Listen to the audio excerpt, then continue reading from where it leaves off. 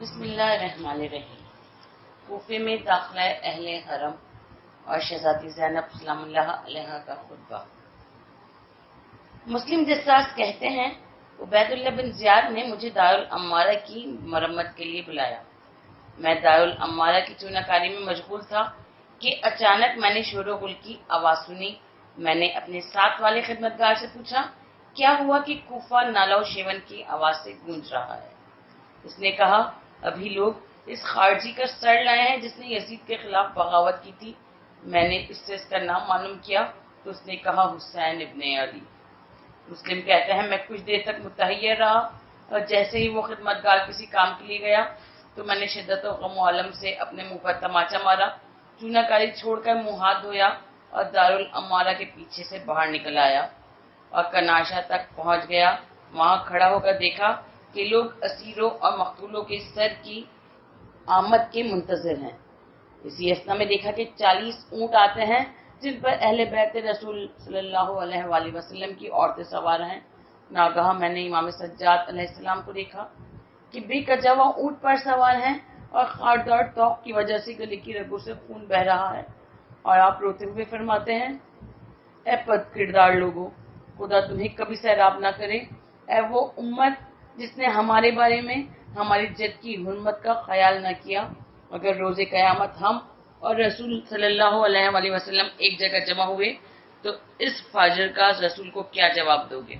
ہمیں بے کجاوا اونٹوں پر سوار کر کے گلی کوچوں میں پھراتے ہو گویا کہ ہم وہ نہیں جنہوں نے تمہارے درمیان دین کی بنیادیں محکم کی ہیں۔ اے بنی امیہ، ہم پر جو یہ مصیبت پڑی ہے اس سے تم آگاہ ہو، لیکن ایسا لگتا ہے کہ تم ہماری فریاد سن ہی نہیں رہے ہو۔ خوشی میں تالیاں بجا رہے ہو اور ہمیں دور دراز سے اسیر بنا کر لیے پھرتے ہو۔ وائے ہو تم پر، کیا ہمارے جد رسول نے دنیا کے لوگوں کو گمراہی سے نجات نہیں دلائی اور ان کی صراط مستقیم کی طرف ہدایت نہیں کی ہے؟ اے حادثہ کربلا، تو نے مجھے غمگین کیا ہے۔ خدا متعال بد کرداروں کی کرتوت سے پردہ ہٹائے گا اور انہیں ذلیل کرے گا۔ مسلم کہتے ہیں میں نے دیکھا کہ اہل کوفہ اونٹوں پر سوار بھوکے بچوں کو خرما اور روٹی دے رہے ہیں۔ ام کلثوم نے جب ان کی یہ نازیبہ حرکت دیکھی تو فرمایا اے کوفے والوں، ہمارے خاندان پر صدقہ حرام ہے، اور خرما اور روٹی بچوں سے لے لی۔ کوفی اپنی حرکت اور اہل بیت کی حرکت پر آنسو بہانے لگے۔ شہزادی ام کلثوم نے ایک بار پھر انہیں مخاطب کر کے فرمایا اے کوفے والوں، تمہارے مرد ہمیں قتل کرتے ہیں اور تمہاری عورتیں ہم پر روتی ہیں۔ ہمارا اور تمہارا فیصلہ خدا ہی کرے گا اور قیامت کے دن ہمارے اور تمہارے درمیان فیصلہ کرے گا۔ مسلم کہتے ہیں اسی درمیان میں رونے پیٹنے کی آوازیں بلند ہوئی۔ میں نے دیکھا کہ کربلا کے شہیدوں کے سر لائے گئے۔ ان میں آگے آگے امام حسین علیہ السلام کا سر مقدس ہے۔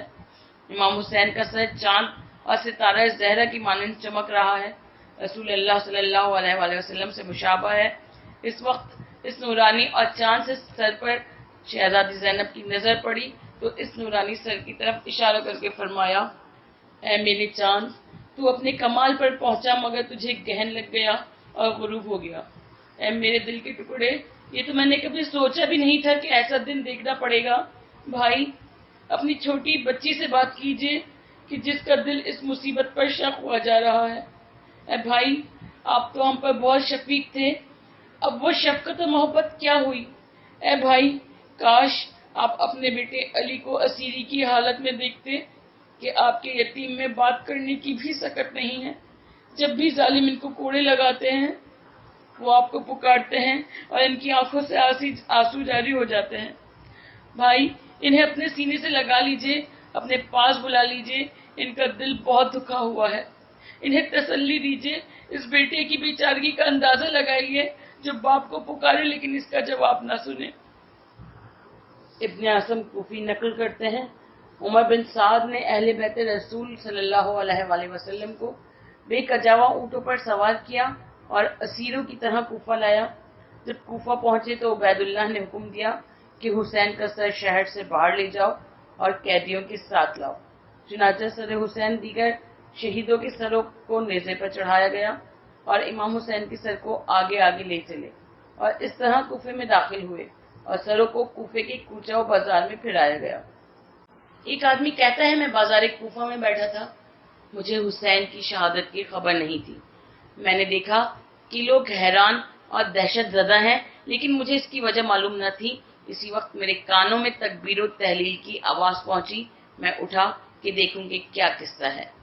میں نے دیکھا کہ نیزوں پر سر بلند ہیں، بے کجاوا اونٹوں پر عورتیں اور چھوٹی چھوٹی بچیاں سوار ہیں، جن کے سر شرم و حیا سے جھکے ہوئے ہیں۔ ایک جوان کو اونٹ پر سوار دیکھا، جس کو زنجیروں میں جکڑ رکھا تھا، وہ بھی سر برہنہ تھا اور پیروں سے خون جاری تھا۔ سر لے جانے والوں کے بیچ میں نے ایک آدمی کو دیکھا کہ وہ ایک سر اٹھائے ہوئے ہے۔ اس سر سے نور ساتے ہیں اور اس کو دیکھنے سے قتل ہونے کے آثار محسوس نہیں ہوتے۔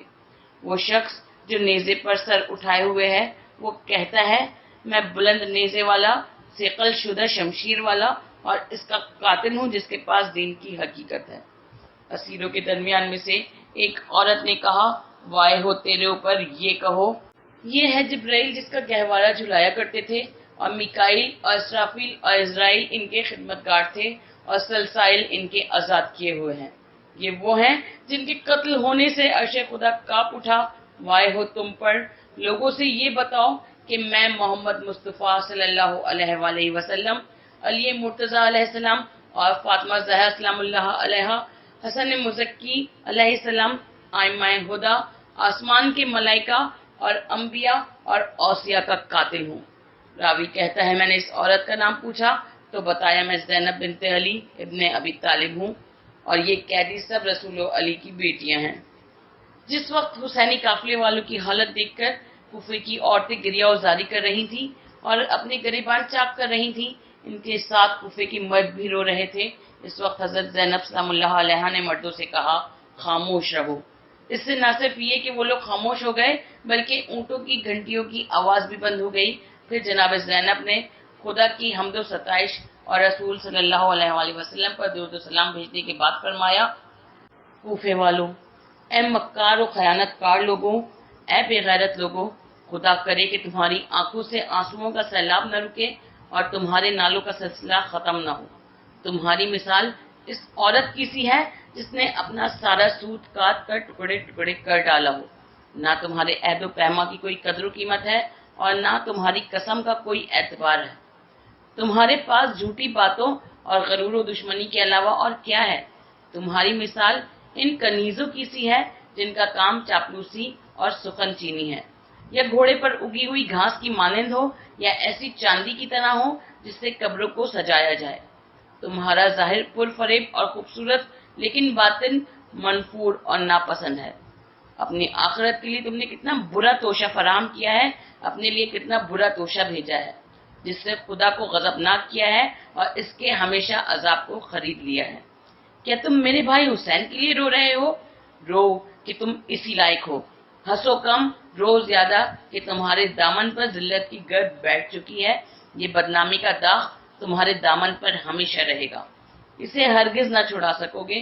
اور اس دھبے کو تم کیسے چھڑا سکتے ہو کہ تم نے جنت کے جوانوں کی سردار اور فرزند رسول کو قتل کیا ہے، اس شخص کو قتل کیا ہے جو جنگ میں تمہاری پناہ گاہ تھا اور صلح کے زمانے میں تمہارے آرام و سکون کا باعث تھا۔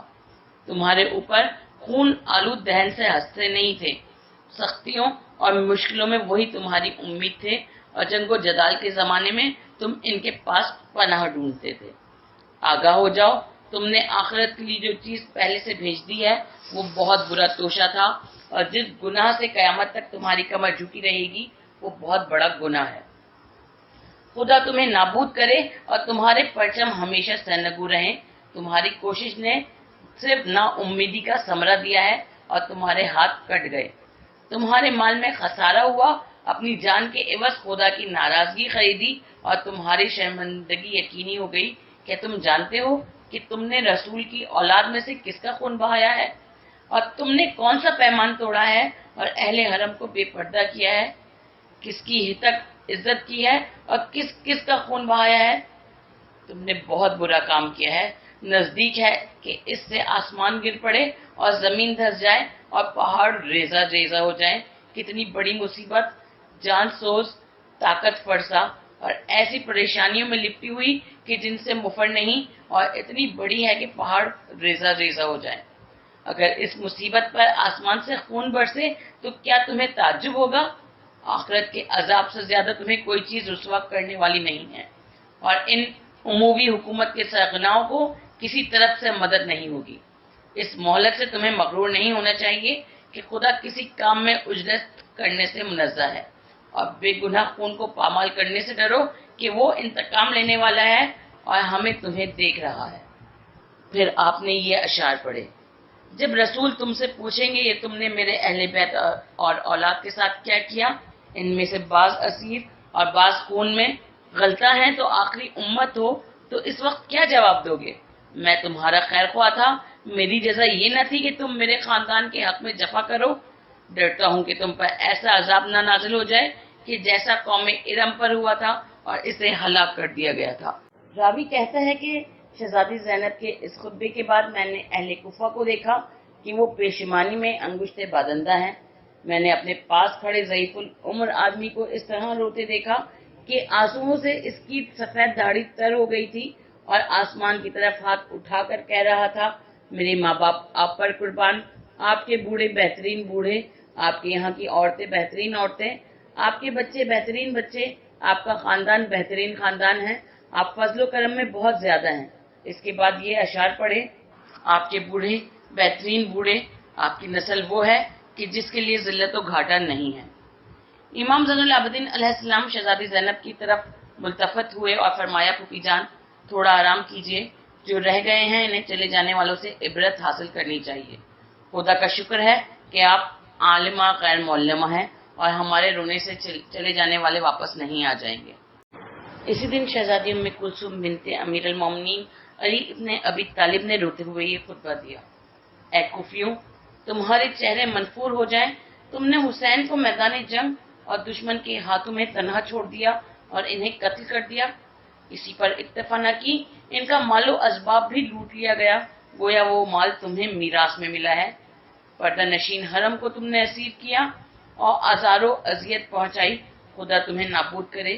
کیا تم جانتے ہو کہ تم نے خود کو کس مشکل میں مبتلا کیا ہے اور کتنے بڑے گناہ کا بار اپنے دوش پر اٹھایا ہے، اور کتنا مقدس خون بہایا ہے، اور کیسی شریف عورتوں کو سوگ میں بٹھایا ہے، کن لڑکیوں کے سروں سے چادر چھینی ہے اور کون سا مال لوٹا ہے۔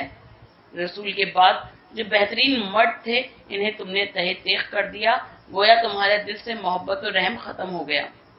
جان لو کہ اللہ والے حزب اللہ کامیاب اور شیطان کے پٹھو حزب شیطان گھاٹا اٹھانے والے ہیں۔ اس کے بعد آپ نے یہ اشعار پڑھے: تمہاری ماں تمہارے غم میں بیٹھے، تم نے میرے بھائی کو بے چارگی کی حالت میں قتل کیا ہے، ان قریب اس کی جزا تمہیں جہنم کے بھڑکتے ہوئے شعلوں کی صورت میں دی جائے گی۔ تم نے اس پاک خون کو زمین پر بہایا ہے جس کی حرمت کا قائل خود خدا اور قرآن مجید اور اللہ کا رسول ہے۔ اب میں تمہیں آتش جہنم کی بشارت دیتی ہوں، کل تم ضرور جہنم کی شعلوں میں جلو گے اور ابدی عذاب میں مبتلا ہوگے۔ میں زندگی بھر اپنے بھائی پر روتی رہوں گی کہ رسول کے بعد وہ سب سے بہتر تھے، اور ایسا رہوں گی اور میرے آنسوؤں کا مینہ برستا ہی رہے گا۔ راوی کہتا ہے کہ اس دن سے زیادہ کہیں کسی عورت اور مرد کو روتے ہوئے نہیں دیکھا گیا۔ اسی اثنا میں امام زین العابدین اٹھے، لوگوں کو خاموش ہو جانے کا اشارہ کیا، لوگوں کی سانس جہاں تھی وہیں رک گئی، مجمع پر سناٹا چھا گیا۔ امام زین العابدین نے اپنا تاریخی خطبہ شروع کیا۔ خدا کی حمد و ثنا اور رسول پر درود و سلام بھیجنے کے بعد فرمایا: لوگوں، جو مجھے جانتا ہے وہ جانتا ہے کہ میں کون ہوں، لیکن جو مجھے نہیں جانتا وہ جان لے کہ میں علی ہوں، اس حسین کا بیٹا جسے فرات کے کنارے تشنہ لب بے گناہ قتل کیا گیا۔ میں اس کا بیٹا ہوں کہ جس کے حرم کی ہتک حرمت کی گئی، جن کا مال لوٹ لیا گیا، جس کے خاندان والوں کو قیدی بنا لیا گیا۔ میں اس کا بیٹا ہوں جسے بے چارگی کی حالت میں شہید کیا گیا، میرے لیے اتنا ہی فخر کافی ہے۔ لوگوں، میں تمہیں خدا کی قسم دے کر پوچھتا ہوں، کیا تمہیں یاد ہے کہ تم نے میرے والد کو خط لکھے اور پھر انہیں دھوکہ دیا؟ تمہیں یاد ہے کہ ان سے وفاداری کا عہد کیا اور ان کے نمائندے کے ہاتھ پر بیعت کی، لیکن وقت پر انہیں تنہا چھوڑ دیا، اسی پر اکتفا نہ کیا بلکہ ان سے جنگ کے لیے اٹھ کھڑے ہوئے۔ خدا تمہیں موت دے، تم نے کتنا برا توشہ اپنے لیے بھیجا ہے اور تمہاری رائے کتنی بری اور ناپسند تھی۔ تم کس آنکھ سے رسول کا دیدار کرو گے جب وہ تم سے کہیں گے کہ تم نے میرے اہل بیت کو قتل کیا، میرے حریم کی حرمت کو پامال کیا، گویا تم میرے امتی نہیں ہو۔ امام زین العابدین کی یہ سخن سن کر سارا مجمع رونے لگا اور ایک دوسرے سے کہنے لگا تباہ ہو گئے اور ہوش نہ کیا۔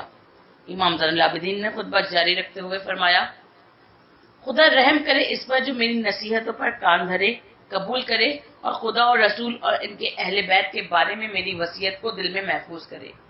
میں نیکی کے ساتھ رسول کا ذکر کرتا ہوں اور ان کے کردار کو اپناتا ہوں۔ 100 آدمیوں نے آواز بلند کی، اے فرزند رسول، ہم آپ کے حکم کی فرما بردار ہیں، آپ کے عہد کو محترم سمجھتے ہیں اور ہمارے دل آپ ہی کی طرف لگے ہوئے ہیں، دل میں آپ ہی کی محبت ہے۔ خدا آپ پر رحم کرے، آپ حکم دیجئے کہ جو آپ کے آڑے آئے اس سے جنگ کریں اور جو آپ کا فرمان تسلیم کرے اس سے صلح کریں، اور یزید کو تخت حکومت سے اتار کر قید کریں۔ جنہوں نے آپ کے خاندان والوں پر ظلم کیا ان سے بیزاری اختیار کرتے ہوئے ان سے آپ کے اصحاب اور ذریت کے خون کا انتقام لیں۔ امام زین العابدین نے فرمایا، دور ہو جاؤ اے دھوکے باز اور بے وفا لوگوں، تمہارے اور تمہارے نفسوں کی خواہشوں کے درمیان پردہ حائل کر دیا گیا ہے۔ کیا تم میرے ساتھ بھی وہی سلوک کرنا چاہتے ہو جو میرے بزرگوں کے ساتھ کر چکے ہو؟ اطمینان رکھو، میں تمہاری باتوں میں آنے والا نہیں ہوں، ایسا ہرگز نہیں ہوگا۔ منع کی طرف جانے والے اونٹوں کے خدا کی قسم، آج تک میرے دل کا وہ زخم نہیں بھرا ہے جو میرے والد، بھائیوں اور اصحاب کے قتل عام سے لگا تھا۔ ابھی میں رسول کی رحلت ہی کے داغ کو نہیں بھلا سکا تھا کہ میرے والد، بھائیوں اور دادا کے غم نے میری داڑھی اور سر کے بال سفید کر دیے۔ ابھی اس غم کی تلخی اپنے حلق میں محسوس کرتا ہوں، یہ جاگوداز غم میرے سینے میں رہ گئے ہیں۔ اب تم سے میں یہ چاہتا ہوں کہ نہ تم ہماری طرفداری کرو اور نہ ہم سے جنگ کرو۔ اس کے بعد امام زین العابدین علیہ السلام نے ان اشعار پر اپنا خطبہ تمام کیا۔ یہ تعجب کی بات نہیں ہے کہ حسین شہید کر دیے گئے، ان کے والد علی جو کہ حسین سے بہتر تھے وہ بھی شہید ہوئے تھے۔ کوفے والوں، خوشی نہ مناؤ، حسین پر جو یہ مصیبت پڑی ہے یہ بہت بڑی مصیبت ہے۔ فرات کے کنارے شہید ہونے والے کے میں قربان، اور جس نے انہیں شہید کیا ہے اس کی سزا جہنم ہے۔ اللہم صلی علی محمد وعلی محمد وعجل فرجہ۔ برائے مہربانی ہمارے اس چینل کو لائک کیجیے، شیئر کیجیے، کمنٹ کیجیے اور سبسکرائب کیجیے اور بیل آئیکن کو پریس کیجیے تاکہ آگے بھی ہماری ویڈیوز آپ کو برابر ملتی رہیں۔